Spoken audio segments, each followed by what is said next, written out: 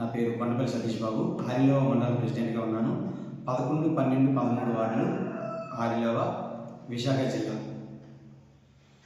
ఈ యొక్క వీడియో పెట్టడానికి కారణం ఏంటంటే, ఇప్పుడు మన కేంద్ర బడ్జెట్ ప్రవేశపెట్టిన మన ప్రీతమ నరేంద్ర మోడీ గారు, అలాగే కేంద్ర ఆర్థిక మంత్రి నిర్మలా సీతారామన్ గారు వీళ్ళ ఆధ్వర్యంలో ప్రవేశపెట్టిన కేంద్ర బడ్జెట్ని ప్రజలందరికీ తెలియపరచాలని ఈ యొక్క కార్యక్రమం పెట్టడం జరిగింది. ఈ యొక్క వీడియో కూడా తీయడం జరుగుతుంది.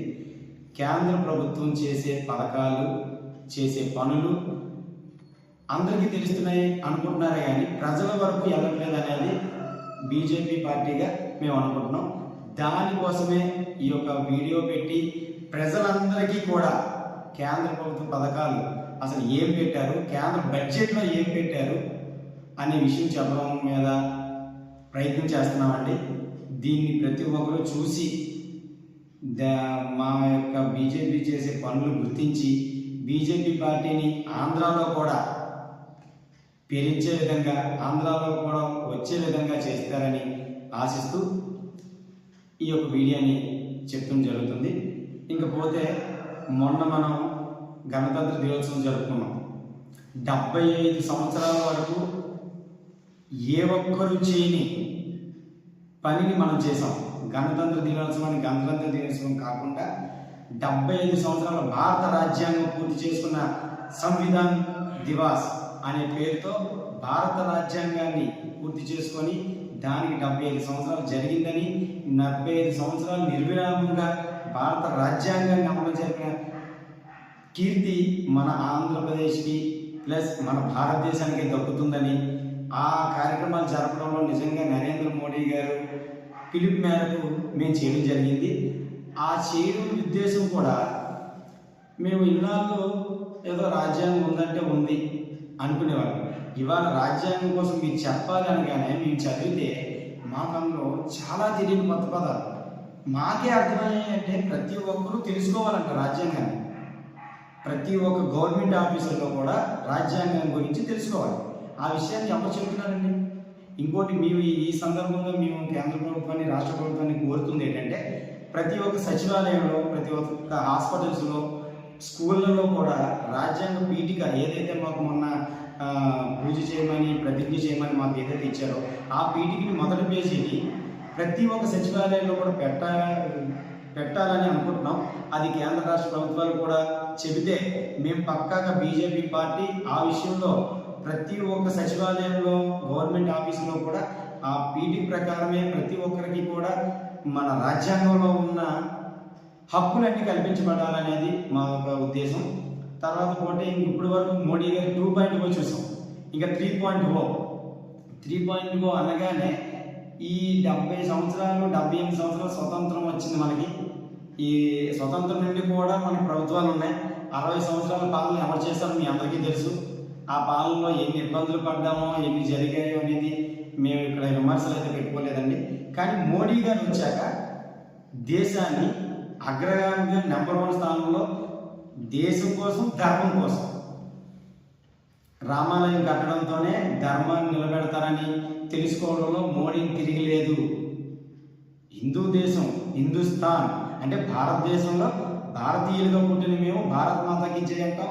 అదే రకంగా మా మతాన్ని మేము గౌరవిస్తూ మా మతాన్ని పూజిస్తూ పరమతాన్ని గౌరవిస్తాం. అంతేగాని ఏ మతాన్ని దూషించడం మా పని కాదు. అలాగే మా మతాన్ని మా నాన్న గొప్పవాడని చెప్పుకోవడం తప్పే ఉంది. అలాగే మా మతం గొప్పదని చెప్పుకుంటున్నామే తప్ప ఇతర మతాన్ని దూషించడం మా పని కాదు. ఇతర మతాన్ని కూడా మేము గౌరవిస్తాం, పూజిస్తాం కూడా. ప్రతి ఒక్కరిని గౌరవించుకుంటూ వెళ్తాం.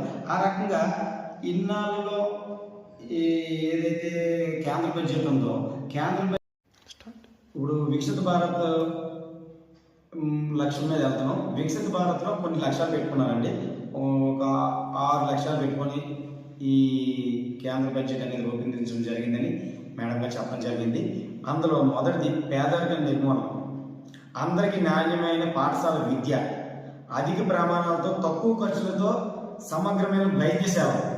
అంటే మనం ఏదైతే అనుకుంటున్నామో వాటిని కూడా కలిపి చెప్పారు, దాన్ని కూడా కవర్ చేశారు. 100% నైపుణ్యతతో కూడిన శ్రామికులు, అర్థవంతమైన ఉపాధి. అంటే ఇప్పుడు ప్రజలకు ఉపాధి కల్పించడమే కాకుండా వారికి ఏదైతే వాళ్ళ టాలెంట్ ఏదైతే ఉందో టాలెంట్ కూడా బయటికి తీసి వాళ్ళకి ఉపాధి కూడా కల్పించడం జరగడం కోసం చెప్పారు. 70% మహిళలకు ఆర్థిక కార్యకలాపాల్లో పాల్గొన్నారు. ఇప్పుడు ప్రజలందరికీ కూడా వడ్డీ లేని రుణాలు మన ప్రతి రాష్ట్రానికి కూడా 50% 50 సంవత్సరాల వరకు కూడా 1,50,000 కోట్లు వడ్డీ లేని రుణాలు ఇస్తున్నారు. 50 సంవత్సరాల వరకు కూడా వడ్డీ కట్టవలసింది లేదు. అంటే 1,75,000 కోట్లు ప్రతి రాష్ట్రానికి వడ్డీ లేని రుణాలు ఇస్తున్నారు. అంటే మహిళలకి అందులో 70% మంది మహిళలకు ఆర్థికంగా ఉపయోగపడినట్టే కదా. భారతదేశాన్ని ప్రపంచ అన్నపూర్ణగా తీర్చిదిద్దేది రైతులు. ప్రపంచ అన్నపూర్ణగా తీర్చిదిద్దాలంటే రైతులు బాగుండాలి. అందుకు రైతులకి ఎన్నో పెట్టారు. అందులో భాగంగా పెట్టిందే కిసాన్.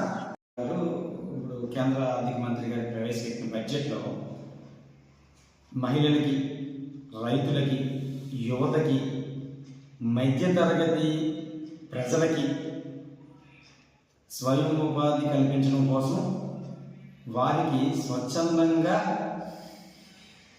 వారి కోసం పేదల కోసం పెట్టిన బడ్జెట్ లాగా అనిపించే విధంగా ఈసారి బడ్జెట్ రూపకల్పన చేయడం జరిగింది. దానిలో భాగం ఏంటంటే వికసిత భారత్. వికసిత భారత్ అనే పేరుతో మోడీ గారు ఏదైతే ప్రవేశపెట్టారో దానికి అనుగుణంగానే బడ్జెట్ కూడా నిజంగా రూపకల్పన చేసినందుకు మేడం గారికి ధన్యవాదాలు చెప్తున్నాం అండి ఒక రకంగా. ఇంకో విషయం ఏంటంటే ఇప్పుడు బడ్జెట్లో కూడా అందరూ అంటారు మాకు ఏమి ఇస్తారు వద్దండి, విద్య ఆరోగ్యం వస్తే చాలండి. అంటే చదువుకున్న ప్రజలు కొంచెం జ్ఞానంతో ఆలోచించి సమాజానికి కొంచెం ఏదో సేవ చేద్దాం అనుకునే ప్రజలందరూ చెప్పే మాట ఏంటంటే విద్య, ఆరోగ్యం ఈ రెండు మాకు ఫ్రీగా ఇస్తే చాలు, మిగతా ఏ ఉచితాలు మాకు వద్దు అంటున్నారు. అంటే వాళ్ళ ఉద్దేశంలో అది.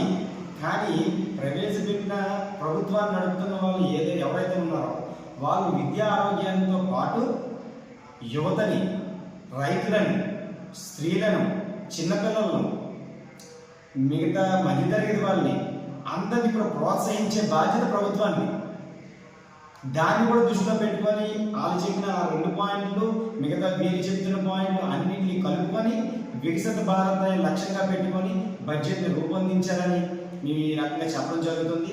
ఈ బడ్జెట్లో కూడా పేదరిక నిర్మూలన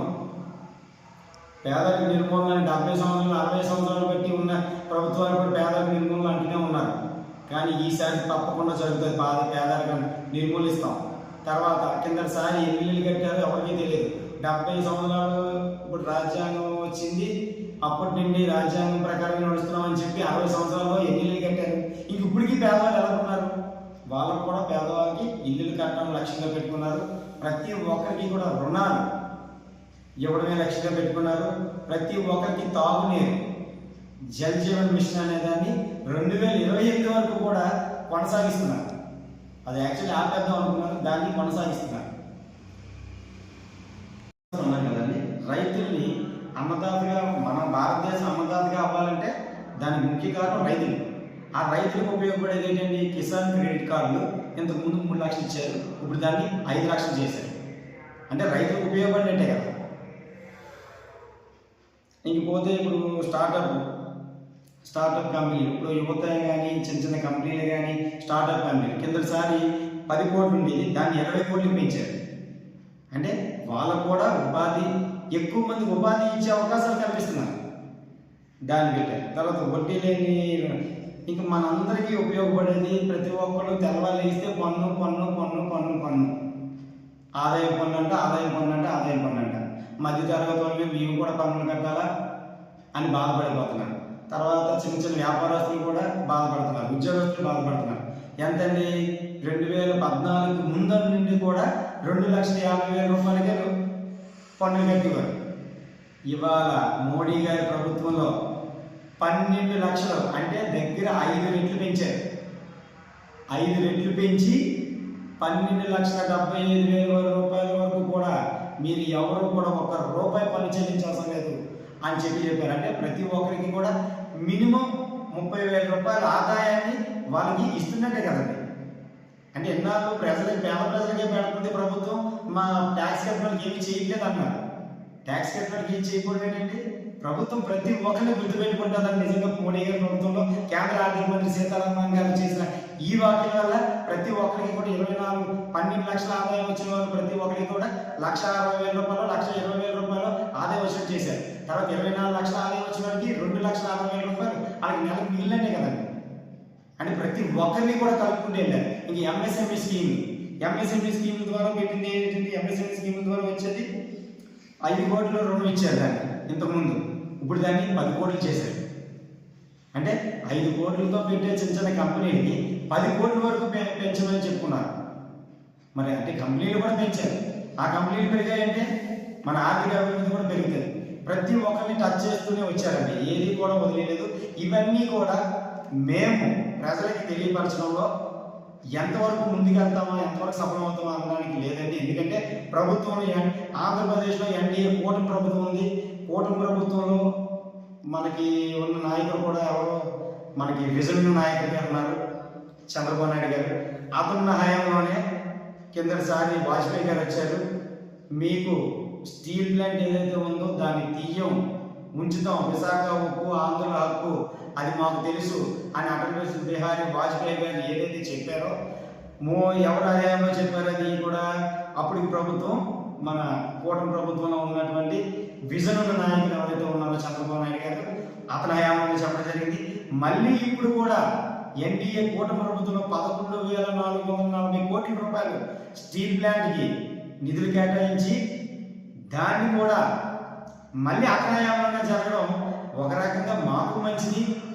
ఇక్కడ విజన్ నాయకుడికి ఎప్పుడూ ప్రభుత్వం తోడుంటుంది అని చెప్పడంలో మా నరేంద్ర మోడీ గారి గొప్పతనం, ఇక్కడ ఉన్న చంద్రబాబు నాయుడు గారి గొప్పతనం కూడా ప్రజలకు తెలియాలని ఈ విషయాన్ని చెప్తున్నాం. తర్వాత ఇది కాకుండా మళ్ళీ దాంట్లో మన ఆంధ్రప్రదేశ్కి ప్రాజెక్టులు కూడా ఎన్ని కేటాయించారంటే ఇదంతా కేవలం ఆంధ్రప్రదేశ్కి కిందసారి కూడా ప్రాజెక్టులు కేటాయించారండి.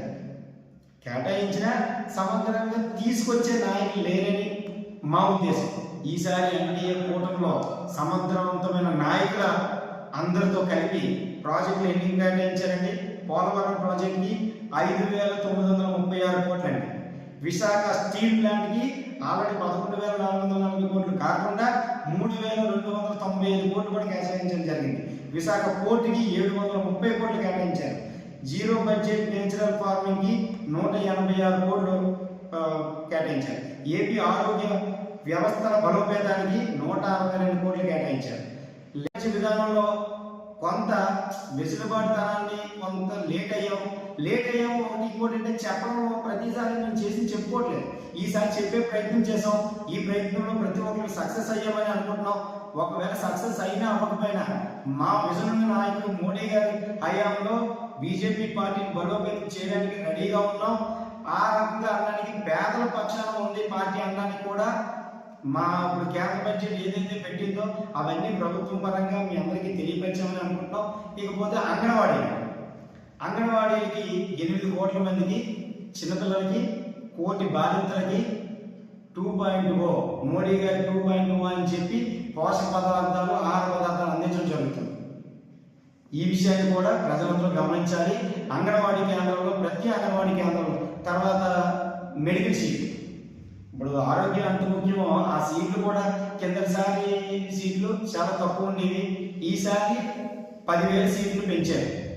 మళ్ళీ వచ్చే 5 ఏళ్లలో కూడా 75,000 సీట్లు చేస్తామని చెప్పి మెడికల్ సీట్లు చేస్తామని కూడా చెప్పడం జరిగింది. ఇవన్నీ కూడా ప్రజలు గుర్తించాలని ఇవన్నీ చెప్పడం జరుగుతుంది.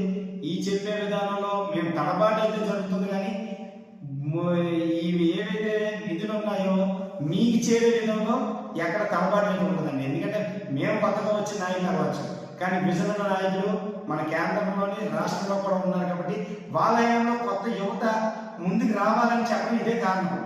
ఇంత యువకుడైన నేనే ఇంత తడబాటు జరుగుతుంది. 70 సంవత్సరాలు 75 సంవత్సరాలు నాయకులు ఎంత బాగా మాట్లాడుతున్నారు, మనం ఎందుకు మాట్లాడలేకపోతున్నాం? ప్రతి ఒక్కరిని కూడా ఆర్గనైజింగ్ చేయడమే కాకుండా మాట్లాడడం కూడా నేర్చుకోవాలని ఈ సందర్భంగా నేను మీ అందరినీ కోరుతూ, ఒకవేళ నేను చెప్పే విధానంలో ఏదైనా తప్పులుండి ఎవరినైనా కించపరిచినట్టుంటే క్షమించాలని కోరుతూ, కానీ నా ఆవేదనని అర్థం చేసుకుంటూ నేను చెప్పే మాటలన్నీ మీ అందరూ విన్నారని అనుకుంటూ ఈ అవకాశం ఇచ్చిన నరేంద్ర మోడీ గారికి, మా రాష్ట్ర అధ్యక్షులు పురంధేశ్వర్ గారికి, ఎన్డీఏ కూటమిలో ఉన్న ముఖ్యమంత్రి వర్యులకి, తర్వాత డిప్యూటీ సీఎం గారు, అసలు ఆ పదవికే వడ్డీ తెచ్చిన పవన్ కళ్యాణ్ గారికి, మా జిల్లా అధ్యక్షుడు పరశురామరాజు గారికి, వీళ్ళందరికీ ఈ అవకాశం ఇచ్చిన వాళ్ళందరికీ ధన్యవాదాలు తెలుపుకుంటూ ఇక్కడితో ఇది ముగిస్తున్నానండి. ధన్యవాదాలు.